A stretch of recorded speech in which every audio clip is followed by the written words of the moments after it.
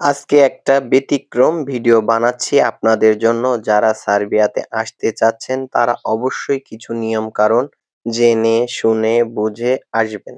দেখুন, এখানে বেতনটা সর্বপ্রথম হলো এত পরিমাণ কম যে জিনিসটা অনেকেই জানেন না। আসছেন আসলে যারা সার্বিয়ায় এসেছে তারা কেন সার্বিয়াতে নেই এই বিষয়টা কি কখনো ভেবে দেখেছেন? আসসালামু আলাইকুম। আশা করি যে যার অবস্থানে আছেন নিজের চাহিদাকে কমান, অবশ্যই ভালো থাকবেন। প্রথম যেই বিষয়টা নিয়ে আমি আজকে কথা বলতে চাচ্ছি সেটা হলো সার্বিয়ার বেতন। আসলে সার্বিয়াতে যারা আসে অনেক কষ্টের পরে কিন্তু দেশে তারা ৭০-৮০ হাজার টাকা পাঠিয়ে থাকে।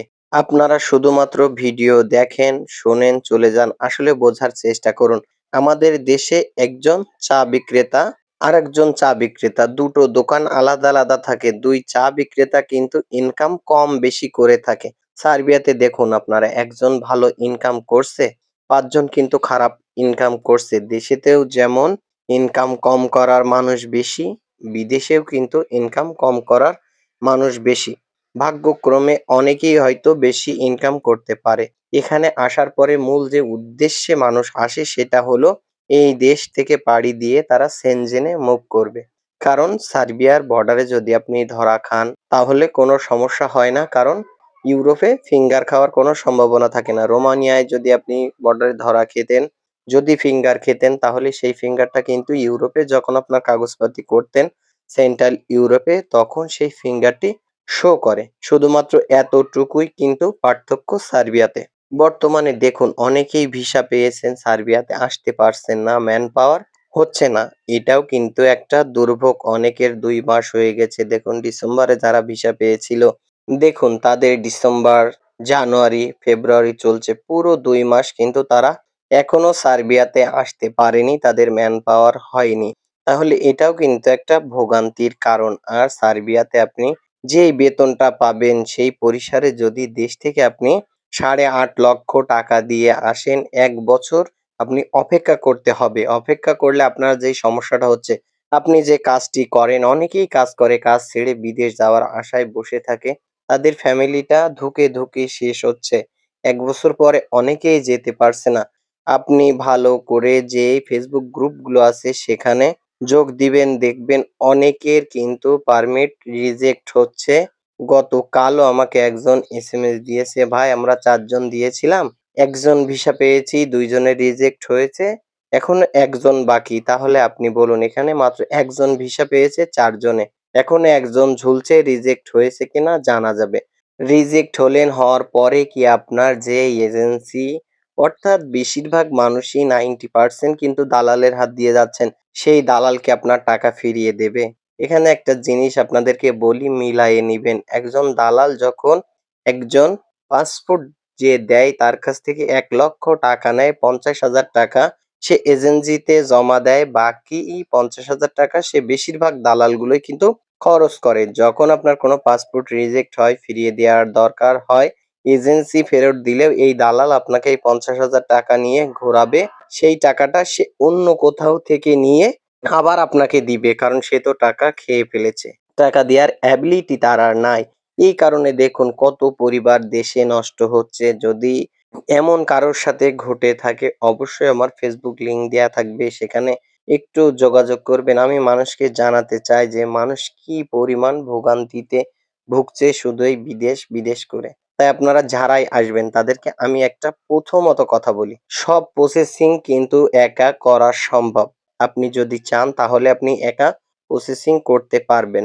আপনি যখন একা প্রসেসিং করতে পারবেন না তখন আপনার করণীয়গুলো কি সেইগুলো আজকের ভিডিও থেকে বুঝে নিন এবং যারা আপনার পাশে আছে, যারা দিচ্ছে তাদেরকেও বোঝাবেন এই বিষয়গুলো। সর্বপ্রথম বিষয় হলো আপনি যে দেশে আসছেন সেই দেশের A to Z খোঁজ নিবেন এবং আপনি প্রতিটা দেশেরই একটা গভর্নমেন্ট ওয়েবসাইট পেয়ে যাবেন, যেখানে আপনার সরকারি ওয়েবসাইটে সবকিছু ডিটেইলস দেয়া থাকে। সেই দেশের ভিসা কতদিনে পাবেন, কতদিনে আপনি পারমিট পাবেন, কতদিনে অনলাইন হবে, কতদিনে অ্যাপ্রুভ হবে, কি সিস্টেমে যাবেন, কত বেতন পাবেন, সেখানে থাকার সুবিধা কি, কোনো সমস্যা হলে কি করবেন, সবকিছু A to Z সেখানে পেয়ে যাবেন। আমরা যারা ইউটিউবে ভিডিও তৈরি করি মূলত কারণ হলো যে আপনাদেরকে জানানোর, অনেকেই হয়তোবা জানেন না, এগুলো বিষয় বোঝেন না, শুধুমাত্র সেই কারণে। তাহলে আপনারা সেখান থেকে যখন বুঝলেন না, পরামর্শগুলো আমার কাছ থেকে নিন বা আরেকজন দিক, যেই দিক আপনারা নেয়ার চেষ্টা করুন। সর্বপ্রথম যে জিনিসটা হচ্ছে, আপনি যে মাধ্যমের কাছে টাকা জমা দিবেন চেষ্টা করবেন যে যদি কোনো সমস্যা হয় তাহলে সেখান থেকে টাকাটা আপনি ওঠাতে পারবেন ইজিলি, কোনো সমস্যা ছাড়া। যে বেশি দেখবেন আপনাকে কথা বলবে, বেশি বোঝাবে, আবার একেবারে কমও বোঝাবে কিছু মানুষ, তারা একটা কথার সিস্টেম মাধ্যম করে আপনার কাছ থেকে টাকাটা নিবে, আপনি বিদেশ যেতে পারবেন না। ঠিক এমন না। আপনি যেখানে জমা দিবেন সর্বপ্রথম টাকার বিষয়ে একটি স্টাম্প করে নেবেন, একটি ব্যাংকের চেক নিবেন। এগুলো নেয়ার চেষ্টা করবেন। ১ম ধাপেই তাকে বলবেন যে আপনি যে কাজই আপনাকে দিক, সে কাজটি ময়লা ফেলা কাজ হোক, সর্বনিম্ন ড্রেন পরিষ্কার করা হোক, রাজমিস্ত্রি হেল্পার হোক, কয়লা তোলা হোক, যে কাজই দিক আপনার, সবচেয়ে নিম্ন কাজগুলো আপনাকে দিবে। কিন্তু আপনি বলবেন মূল যে কোম্পানি থাকবে সেই কোম্পানি থেকে আপনার পারমিট ইস্যু করানোর। পারমিট ইস্যু করানোর পরে আপনার কাছ থেকে আবারও টাকা নিবে। সেই টাকাটা আপনারা দিবেন না। সেই টাকাটা পেন্ডিং এ রাখবেন, যে যদি চায় ২ লক্ষ টাকা বলবেন ৫০,০০০, সর্বমোট ১ লক্ষ টাকা দিবেন। কারণ এখানে তাদের কাজ করতে খরচ হয় মাত্র ৩০,০০০ টাকা। এই খরচটা হওয়ার পরে তারা মূলত আপনাকে বিদেশ নিয়ে যাওয়ার জন্য কিন্তু প্রক্রিয়া শুরু করবে, এবং যখন আপনার পারমিটটি আসে তারা পারমিটটি এম্বাসিতে জমা দেয়। আসলে এই কথাগুলো বলছি, অনেকের হয়তো খারাপ লাগে যে তাদের সবকিছু বলে দিচ্ছে। আসলে সেটা নয়, এটা মানুষের জানানো দরকার। আমার ভিডিও থেকে যদি আপনাদের কোনো উপকারে আসে সেই জন্যই বলছি। ইন্ডিয়াতে মাত্র অল্প কিছু ফিস দিতে হয়, যেমন বাংলাদেশে আপনি ইন্ডিয়ান ভিসা করতে একটা অ্যামাউন্ট ফি দিতে হয়, ঠিক এতটুকু পাসপোর্ট জমা দেওয়ার জন্য অল্প কিছু টাকা সেখানে দিতে হয়।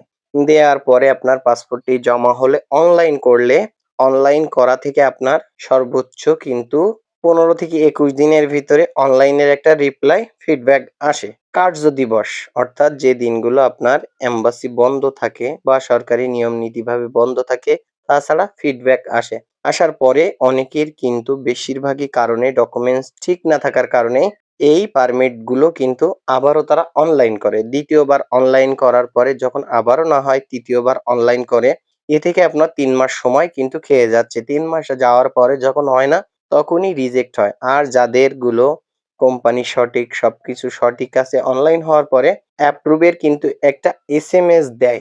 এই এসএমএসটা আপনার যে এজেন্সি বা যে দালাল আপনাকে নিয়ে যাবে, অনলাইন করার সাথে সাথেও আপনি তার কাছ থেকে আপনার এই মূল্যবান এসএমএস কপিটা চাবেন, এবং যখন আপনার অ্যাপ্রুভ হবে তখনও, যখন দালাল বা এজেন্সি বলবে যে আপনার অ্যাপ্রুভ হয়েছে, তখন আপনি এই এসএমএসটা চাবেন। চাওয়ার পরে অবশ্যই তারা যদি সঠিক হয় আপনাকে দিবে। এটা দিলে কোনো সমস্যা এজেন্সির বা দালালের নেই।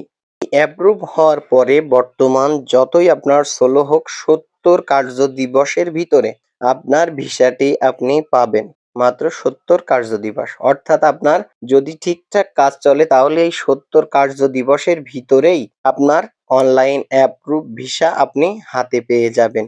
এটাই হলো মূলত কথা। আমরা যারা ভিডিও বানাই ঘুরিয়ে ফিরিয়ে আপনাদেরকে অনেকভাবেই কিন্তু অনেক কথা বলে থাকি। মূল কথাটি আপনাদের কিন্তু আমরা বলি না। কারণ কি জানেন? আমরা অনেকেই এই বিষয়গুলো জানি না। শুধুমাত্র YouTube এ ভিডিও বানাতে হচ্ছে, তাই অনেকেই বানায়। আপনারা ভিডিও দেখলেই বুঝবেন। তাই আপনাদেরকে আমি বিশেষ করে এই কথাগুলো বলছি এই কারণে যে আপনারা এই কাজগুলো করলে আপনাদের বিপদ কিন্তু কম হবে। দালালের আরো একটি ফাঁদ আপনারা জেনে নিন।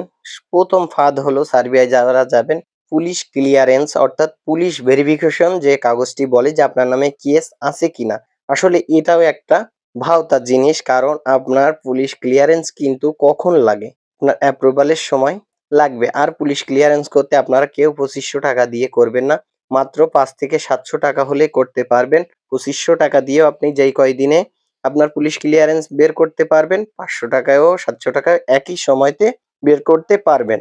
কারণ আপনি যে ২৫০০ টাকা দিচ্ছেন এই টাকাটা কিন্তু সরকারি খাতে যাবে না। কারণ এটা সাধারণ মানুষই নেয়। ৫০০ টাকা আপনার ব্যাংকে দিতে হয়। এই টাকাটাই কিন্তু সরকারি খাতে যাবে। আর আপনার বের করতে কোনো টাকাই, থানায় বলেন বা আপনি যে জেলা ভিত্তিক যেইখান থেকে নিবেন, কোনো টাকাই পুলিশ নেয় না। আপনারা অযথাই কিন্তু সবসময়ই তাদেরকে দোষারোপ করেন না শুনে বুঝে। এটা একটা দালাল চক্রর কাজ। আর দ্বিতীয় যে ফাঁদটা দালালরা তৈরি করে সেটা হলো আপনার একটি ডেট নিয়ে টিটিসি সেন্টারে ট্রেনিং করতে বলে। আসলে দেখুন, এই টিটিসি সেন্টারে ট্রেনিং কিন্তু আপনার ঢাকার এজেন্সিরা একটা আপনার যে কোড দেয়, ডেট তৈরি করে দেয়, তারা অনলাইন করে দিলেই আপনারা সেখানে ফিস জমা দিলেই এই ট্রেনিংটা করতে পারবেন। যারা ট্রেনিং করতে গিয়েছেন সেখানে একটি কথা বলে দেখবেন যে আপনাদের ভিসা না আসলে কেউই ট্রেনিং সেন্টারে ট্রেনিং করতে আসবেন না। চেষ্টা করবেন আপনার ভিসাটি আসার পরে ট্রেনিং করতে, কারণ এই বিএমইটি ট্রেনিং কিন্তু মাত্র ৩ মাস থাকে। আর এই ৩ মাসের জন্য আপনারা এই ট্রেনিংটা করার পরে অনেকেই ট্রেনিং কিন্তু বাদ হয়ে যায়। তারা ২ বার ট্রেনিং করে। যারা ট্রেনিং করতে গিয়েছেন তারা জানেন ওখানে অনেক লোকই থাকে ২ বার ৩ বার ট্রেনিং করতে যাচ্ছেন। এটা দালালের একটি ফাঁদ। এই ফাঁদে পড়ে আপনারা বেশি টাকা দিবেন না। অনেকেই দালালের কাছে জিম্মি হয়ে গেছেন বর্তমানে।